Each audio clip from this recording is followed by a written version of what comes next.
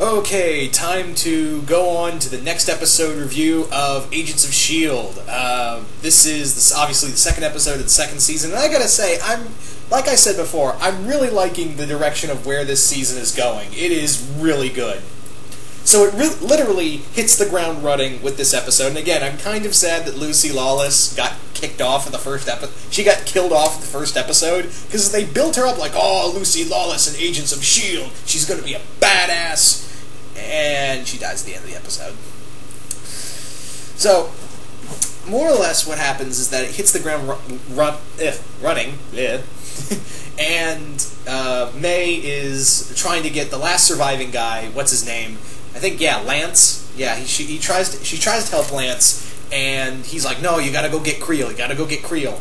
And she tries to chase after Creel, but right when she has the shot to hit Creel, after he's running away with the obelisk and all that, Coulson says, no, you gotta go into surveillance, you gotta, hold back. So May is pretty much forced to do that. Meanwhile, back at HQ,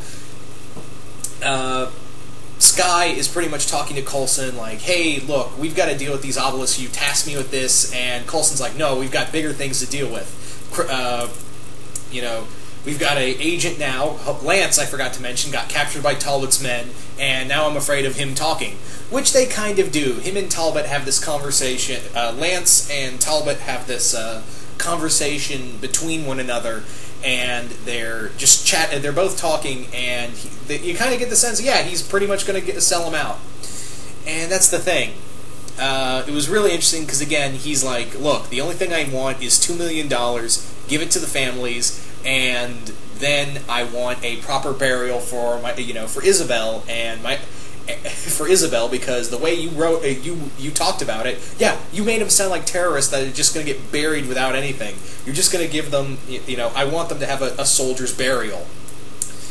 So I really do like that. I like that he was at least trying to do the right thing for the wrong, the wrong thing for the right reasons. And that's the kind of the theme of this episode, is that we're all trying to do the right thing with all the wrong, the right thing for all the wrong reasons, or the wrong thing for all the right reasons. Excuse me, I'm going to get that mixed up. So yes, we then move on back to Fitz, who is completely, he's still kind of useless. He can't really get the cloaking off the ground, and he's kind of stuttering. And let me say this.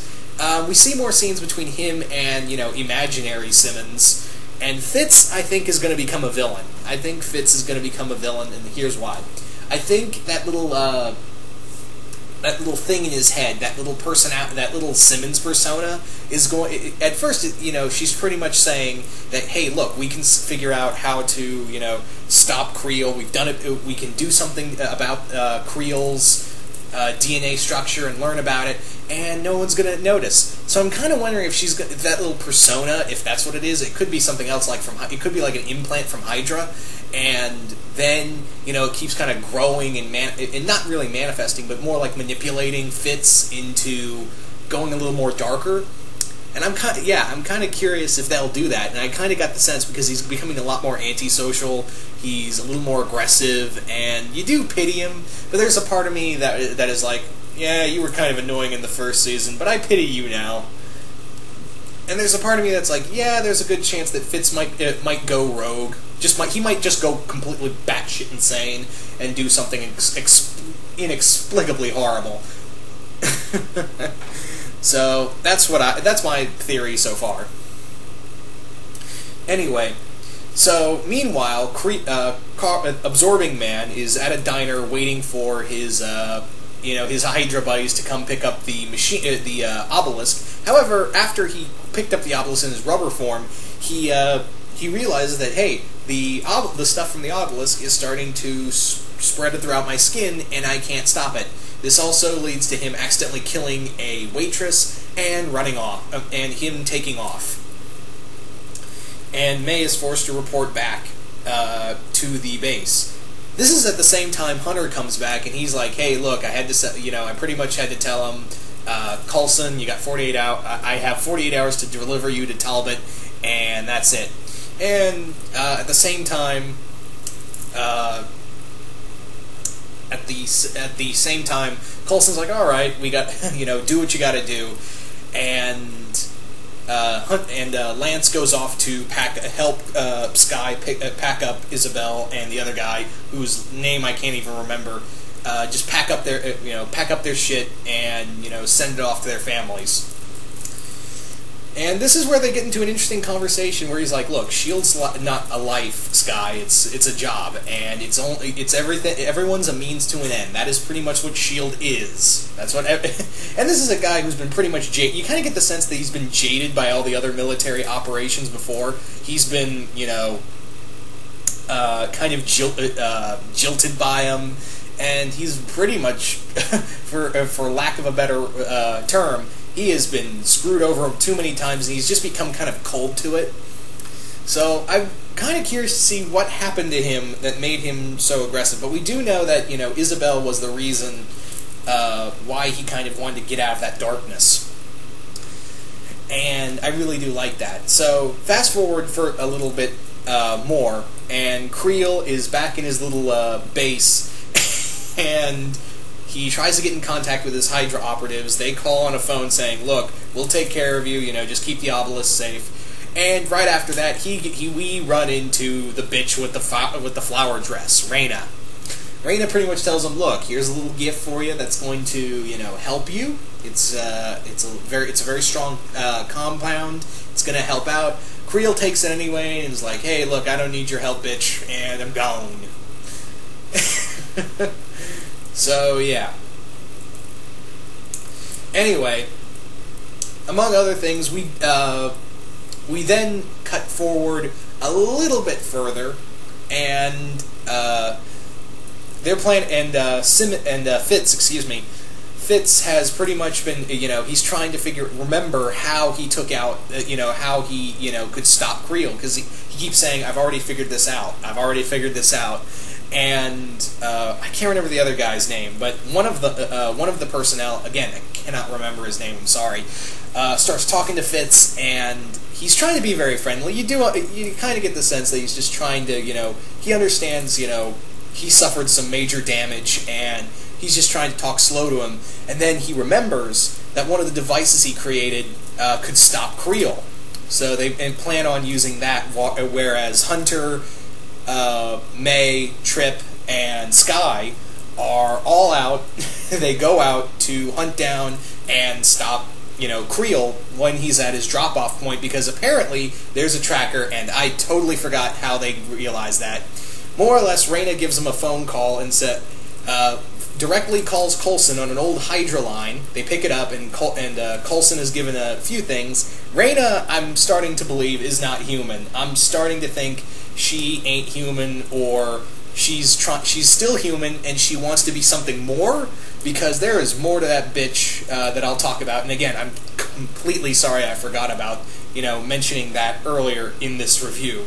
But yeah, Reyna pretty much tells Coulson, "Look, I'm not with Hydra, but I'm with someone else, and you all better get that obelisk, because in that little thing I gave Creel, there's a tracking device. Go get him."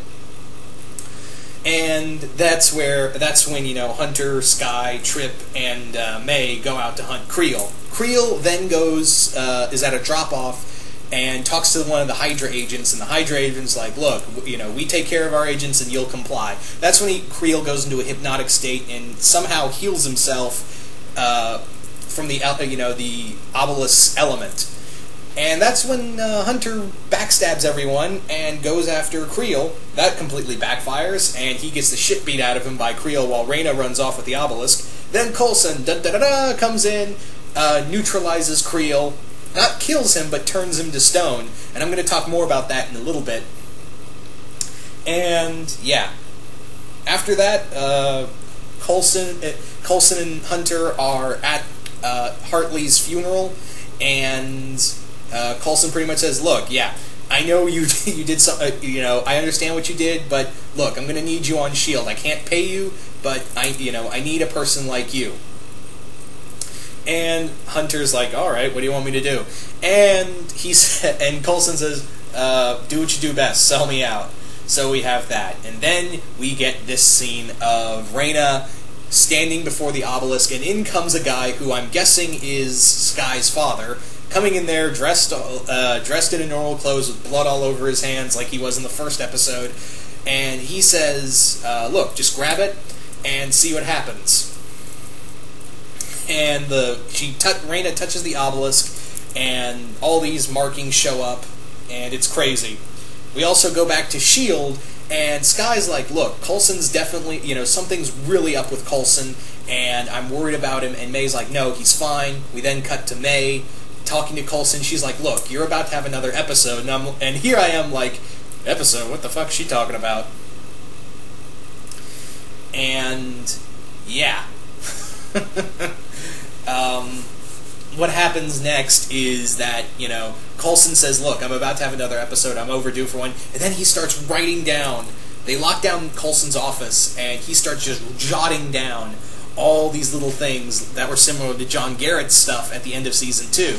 And it's the same markings on the obelisk. And what we can assume is, again, Skye's father. He's like, look, I'll tell, he tells Reyna, I'll tell you is once you get my daughter here. So the big thing is, I don't think Skye's dad is human.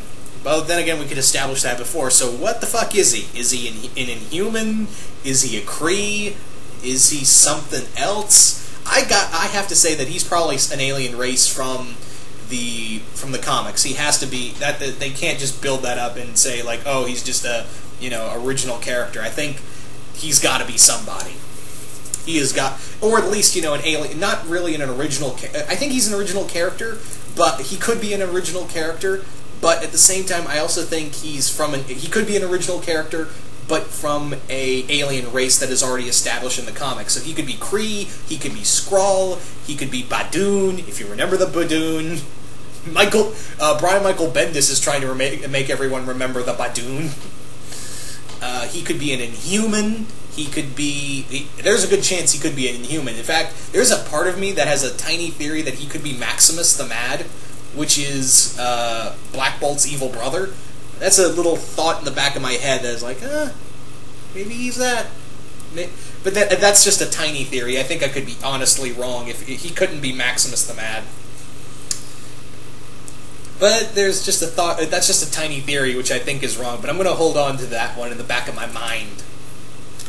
So there is that, and yeah.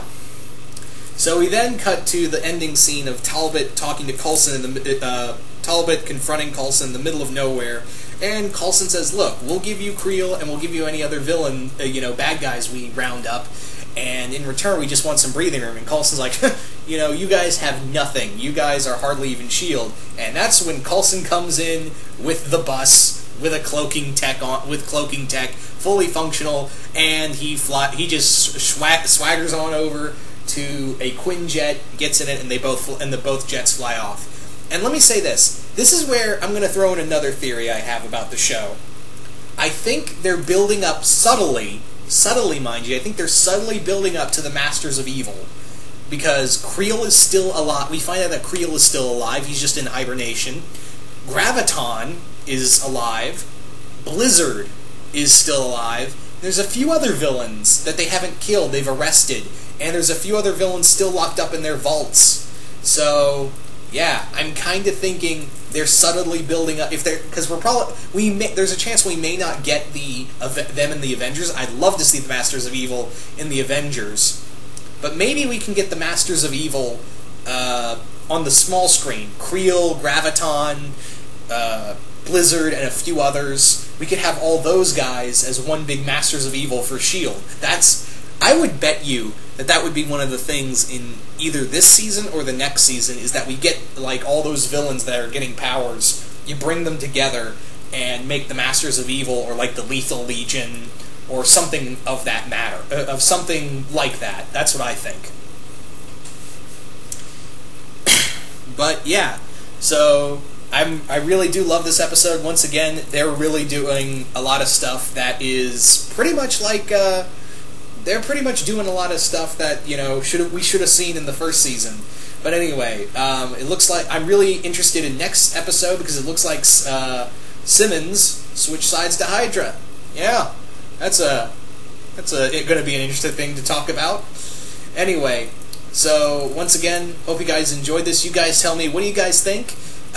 You guys tell me what you think of, what do you think Skye's dad is? Who do you think he is? Or what he is? Do you think they'll bring in the Masters of Evil? Or do you think they'll try to do that on the big on the big screen? I really want to know. And once again, I hope you guys enjoyed this, and I'm out.